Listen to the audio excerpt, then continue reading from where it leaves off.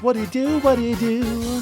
I made Mushroom Gorge from Mario Kart Wii for Mario Kart DS. Now, I didn't just do this as a one-off thing, I actually did it because I was working on an entire mod. So today, we're gonna go over that mod, but let's start with Mushroom Gorge.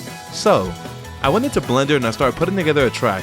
Unfortunately, I didn't record myself making all this, just because I did this way back in 2018, so let me just fly to the track and show you what it looks like.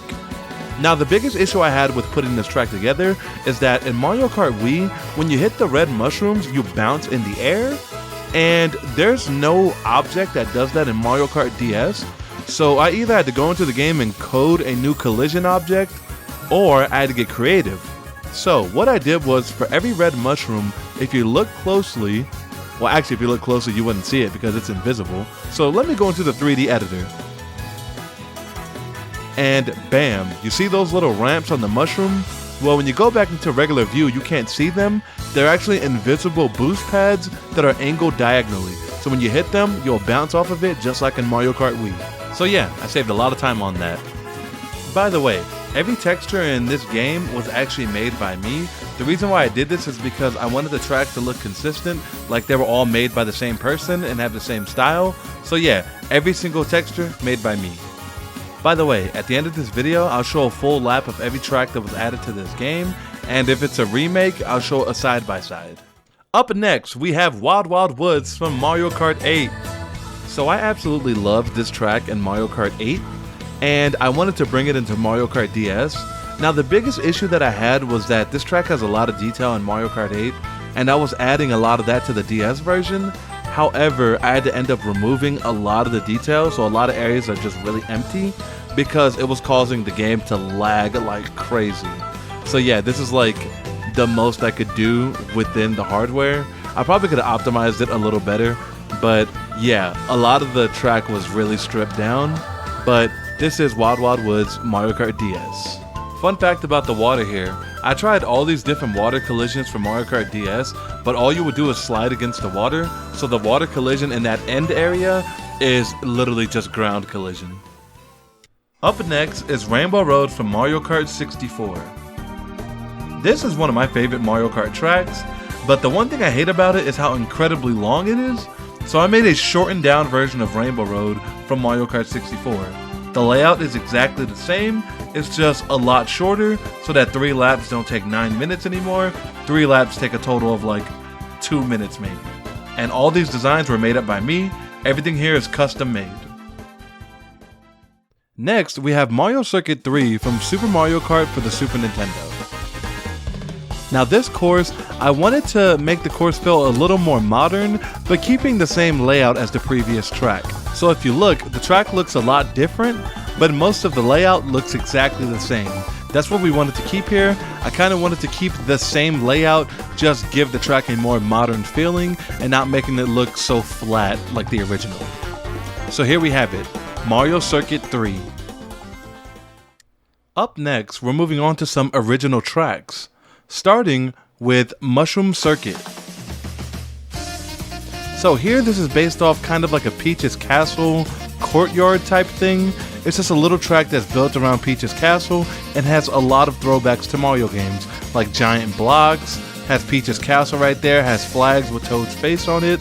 I just really wanted it to feel like something like royal-like, that felt like it would be somewhere on Peach's Castle.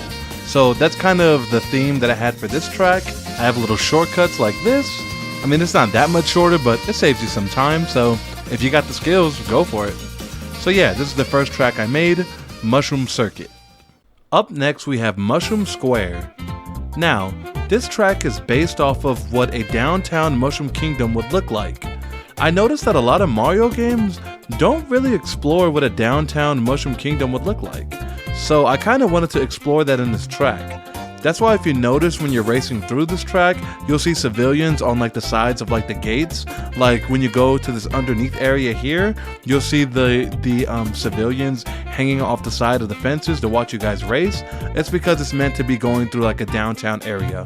Also, if you look here, you'll see buildings and there's little entrances.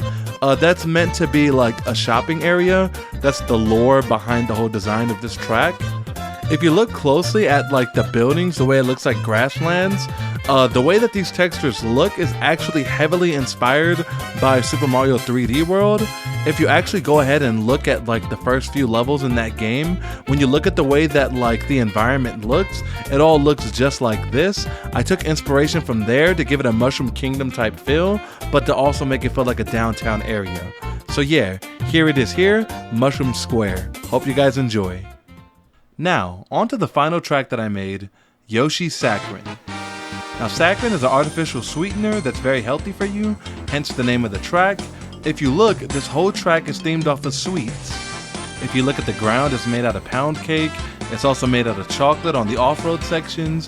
If you look at the sides, it's made out of cake like all the walls, just some nice sweet cake. And then once you get past this area, there are giant Oreos that you drive on with Yoshi's face on it, because this track is based on Yoshi's Island and a very sweet part of it. Also, once you get a little bit further up, you get to the Candy Cane Road. And then once you get past the Candy Cane Road, you have these vanilla wafers that you drive across, back down to the Yoshi Oreo cookies that lead you back to the start of the track. This track is one of my favorite tracks that I made just because I love the theme of the track and I love the way that the overall visuals came out, and it's just fun to race down. Like, I love the theme of the chocolate. Like, I feel like I did a really good job at getting the theme, the visuals, and the layout of the track down to like perfection. Like, this one is by far my favorite track that I made for this game. Like, I'm just so in love with it on every metric. And that wraps up all the tracks that I made for this game. Now I'm gonna go ahead and show you guys one lap from each of these tracks, so that way you can just watch it from start to finish, no interruptions. You get to see what the tracks look like. All of these tracks were unfinished, I just want to let you know that right now. Also, if you like this video, don't forget to like and subscribe. Also, if you want to support the channel, I do have a Patreon. All of my Patreons just got a nice surprise over the weekend. They're going to be the beta testers to a game that I'm currently working on. It's a fighting game, Smash related, you can say. But yeah, all of them are currently they're signed up to be beta testers for that game.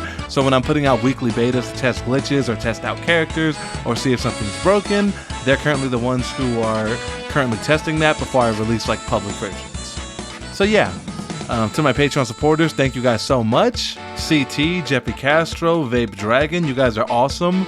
Despite all of you choosing bone-in wings over boneless wings, I'll forgive that, but you guys are awesome nonetheless. Don't forget to hit that like and subscribe button. And now I'll go ahead and shut the fuck up and you guys can see a lap of each of these tracks that I just showed you.